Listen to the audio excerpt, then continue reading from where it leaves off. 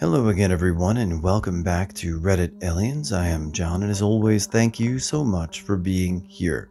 Straightforward. Let's do it.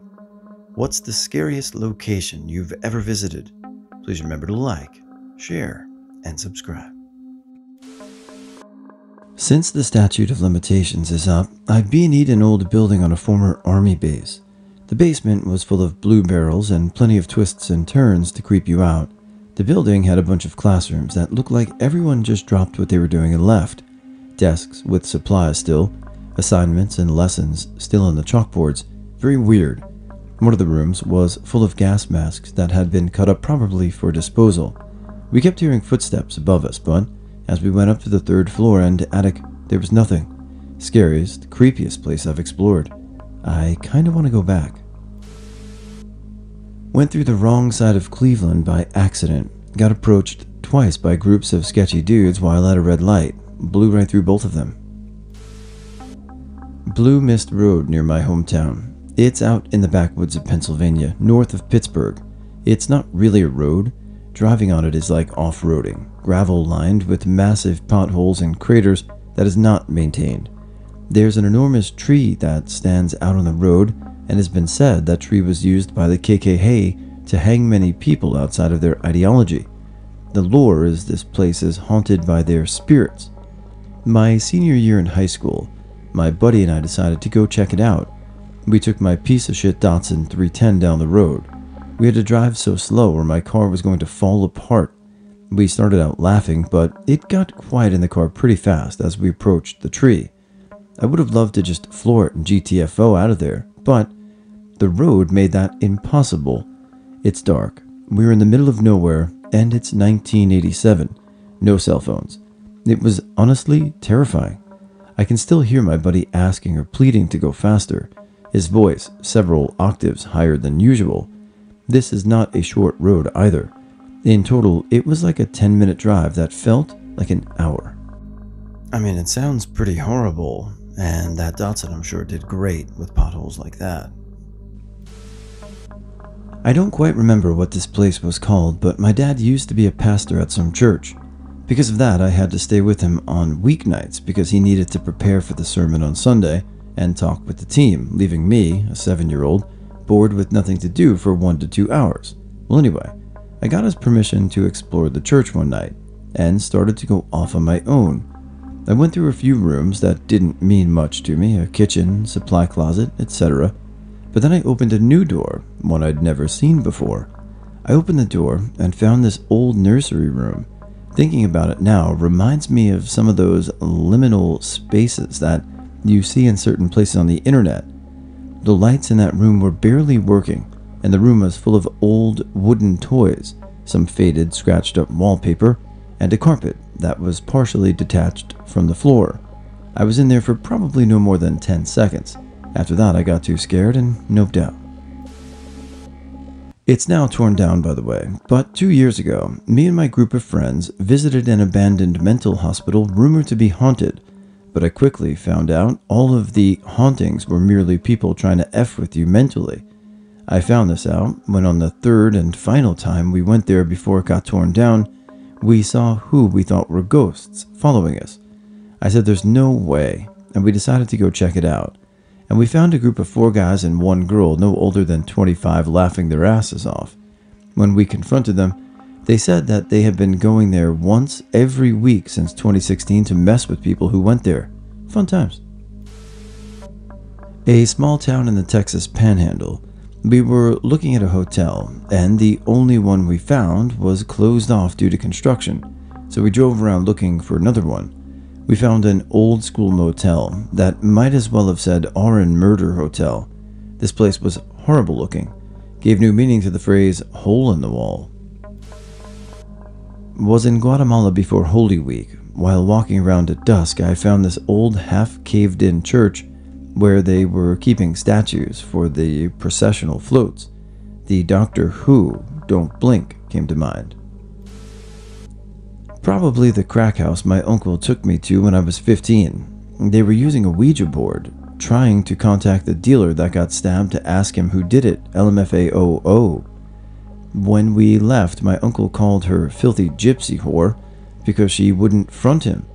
I felt effed from all of the crack smoke, like I was in a lucid dream or something. A Best Western motel in Elkhart, Indiana in the 70s. You could see where the door had been kicked in more than a couple of times. The sliding glass door to the back did not lock, and the wall-mounted TV had been ripped out a few times. I didn't sleep a wink that night.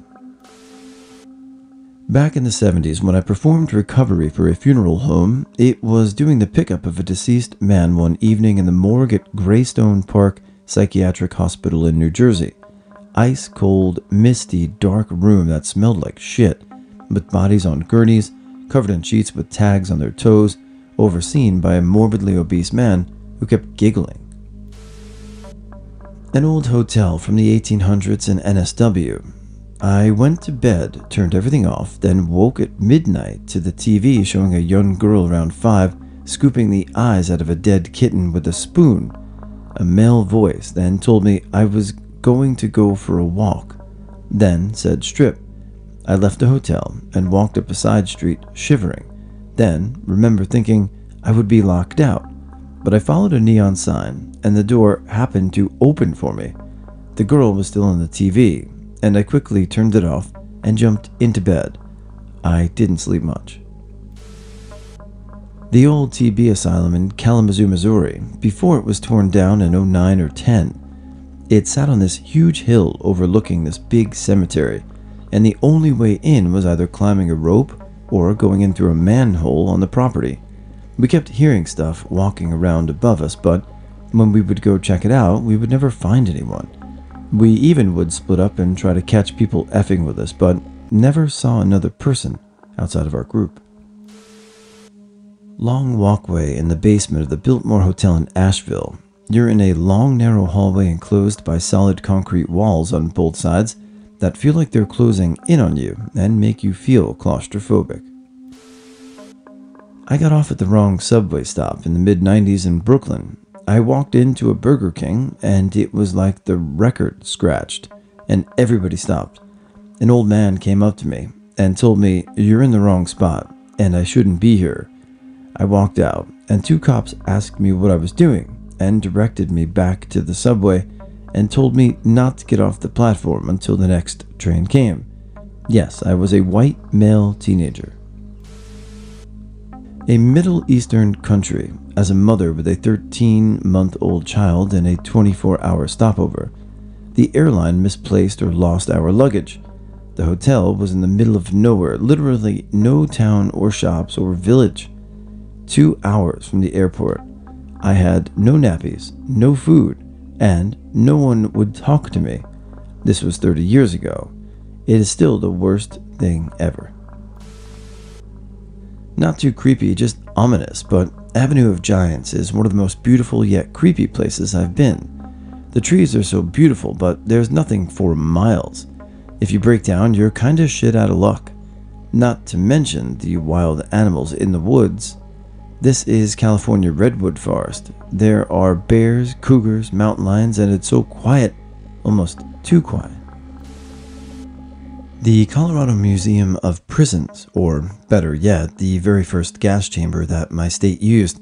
They actually have it there at the museum, and although it's stated everywhere that you're not supposed to go inside, I actually did, and it was very creepy.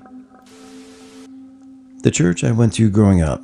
It was well over 100 years old, and was Gothic revival architecture. Nothing but stone, tile, and brick, with lots of ornate wooden carvings and gold relief. It was beautiful. However, there were all these twists and turns, tunnels, and odd, almost secret passages you could explore as a kid. Whenever we were in certain areas, there was always feelings of being watched. A presence in the room, lurking. Maybe God is real? Anyways, this place had a couple of classrooms where I saw my first shadow people. Scared the crap out of me. Always down this hallway, a dark shadow would be standing in an empty classroom. I got ballsy one time with my brother, and we checked it out, and no one was in the room. I would see that shadow figure in various rooms. It got to the point I wouldn't go to certain areas of the church alone. I stopped attending church when I was 18. I used to work overnight at a very large hotel in Dallas, Texas. I would roam around by myself a bit when I got bored and ended up in the basement hallways. These halls were the length of a football field and completely dark. I don't really spook easily, but thinking about the stories of a handful of deaths on the property will get your imagination going. I don't explore much, but definitely the back rooms of a mall. It was after hours, so besides, for one part of the mall, it was very empty. The cold white concrete, mixed with the buzzing of lights and other electronics, utterly empty hallways and never-ending corridors, just created the sense of overbearing unease and the need to just run in whatever direction just to escape. Z Ward in Adelaide, Australia, a former hospital for the criminally insane that was closed in the early 1970s and which has a reputation for being haunted, went on a tour organized by a local paranormal investigation team, and the moment we got inside, I was instantly gripped by the feeling that I really didn't want to go upstairs. A feeling I have never had before and hope never to have again. In Tasmania, there's an old mental hospital that looks more like a concentration camp. 4 or 5 buildings left, and they sit in the middle of a massive concrete slab. The place is creepy as hell, just as it gets dark. Visited an abandoned summer camp in a forest near where I live at a time. I took a different route home, and by the time night fell, I was in the middle of a swamp with Zebjanu's Presnier's Decalogue on blast. It was getting so dark that the details around me started getting blurred. Up until then, I didn't know that a 2-hour hike could turn into a 20-minute run. An abandoned summer camp would be a fascinating thing to explore. I'd definitely check it out. Glad you're alright. The Great Sand Dunes National Memorial in Colorado. Went in February late at night around 2 a.m. The parking lot was empty. Me and my friend got out and walked up the dunes. It was a cold, moonlit night, eerily quiet. We saw some weird lights, but further back on the far dunes, glowing bright then dimming, moving around faster than a person with a flashlight, which we thought at first they were, until one shot up to the sky and just vanished, smaller than a star. Got back to the car after a couple of hours, slept in the car until daylight, and the store ranger station opened. Felt like we were being watched up until the sun came up. 15 years later, I had to go back to my country or my village. Our house was haunted. We all knew it, and when I was a child, every night I would pray to God so I don't have to see that man, ghost. Anyway, we finally left, and years later, we were back there, and my dad made us all sleep in that house again. Damn, that was a long, sleepless night, with dark and huge spiders crawling around. I am arachnophobic. Thank God I didn't see them. The scariest place I've ever visited was a cave in the Tennessee, Alabama, Georgia area, where halfway through a tight squeeze, our guide just casually said, "Yep, rock's about to give a big crack in it. Who knows when it'll go." I noped so fast out of that cave, pitched my tent, and shivered in 16-degree Fahrenheit winter weather for 3 hours while my group continued to cave. A new fear was unlocked that day. That was 15 years ago, and I still outright panic at enclosed spaces like that. Wish I remembered where this place was. All I recall is that it was on a private island somewhere in Alabama. Scariest place not in a cave was the backwoods of the Ozark National Forest. There's nothing back there, but locals made it clear we, out-of-state hikers, weren't welcome. One farmer even told us to go back home. It was straight out of the old gods of Appalachia. In 1990, I, an American, was visiting my sister in Barcelona. She worked evenings teaching night school English, so I was hanging at her apartment with her roommate. Lucy asked me if I wanted to see Barrio Gothica, the oldest section of the city. So we took a walk through the streets that were absolutely medieval. Dimly lit cobblestone alleys, stone walls with iron bars on the windows, doped out seamen lurking in doorways, that kind of thing. This was before they fixed up most of the city for the Olympics. It was rough. Lucy, a Basque woman, was about 4 foot 10, just strolling along like no problem. I was terrified.